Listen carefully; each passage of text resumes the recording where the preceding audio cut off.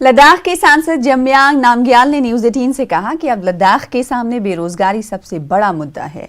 UT बनने से पहले पिछली सरकारों ने लद्दाख के साथ सौतेला व्यवहार किया। यूटी बनने के बाद 3 सालों में रोजगार देने का काम किया गया और निजी सेक्टर को बढ़ावा दिया गया। आज़ादी फील करना ही नहीं, महसूस करना ही नहीं, बल्कि आज़ादी आंखों से देखना और आज़ादी के आनंद लेना, जिसको हम कह सकते हैं विकास ही एक माध्यम है। और आज इसी यूटी बनने के 3 साल में लद्दाख ने जो है इंफ्रास्ट्रक्चर डेवलपमेंट में काफ़ी सफ़र तय कर चुके हैं।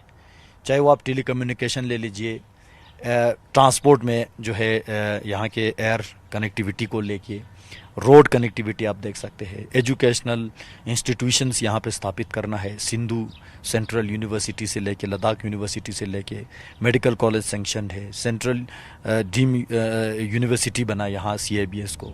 उसी तरह स्वास्थ्य के क्षेत्र में अगर हम देखें, बहुत दिक्कतें होते थे। लद्दाख जो है 60,000 स्क्वायर किलोमीटर है, आबादी बहुत कम है, लेकिन लोग इतने दूर दूर रहते हैं।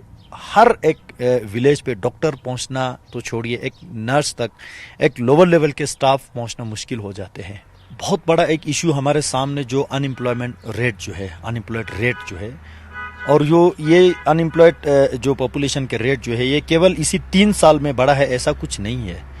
जो पहले के सरकारों ने यूटी बनने से पहले जम्मू कश्मीर में हमें जो है एक स्टेप मदरली ट्रीटमेंट हमारे साथ हुआ। लद्दाख को जो डिजर्विंग पोस्ट नहीं दिया, पोस्ट क्रिएशन नहीं दिया, एम्प्लॉयमेंट अपॉर्चुनिटीज़ नहीं दिया, और यहाँ पे प्राइवेट सेक्टर को बढ़ावा भी नहीं दिया।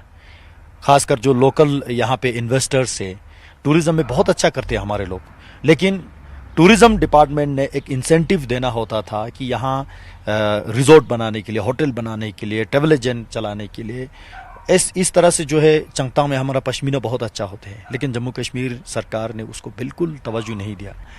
आज हमारे सामने इमीडिएट जो चैलेंज है, यहाँ से बेरोजगारी कैसे ख़त्म करें। और मुझे खुशी है यूटी बनने के बाद आज यहाँ लेफ्टिनेंट गवर्नर महोदय के स्पीच में भी ये मेंशन करके बताया कि हमने कितना इसी 3 साल में रोजगार देने के काम किया।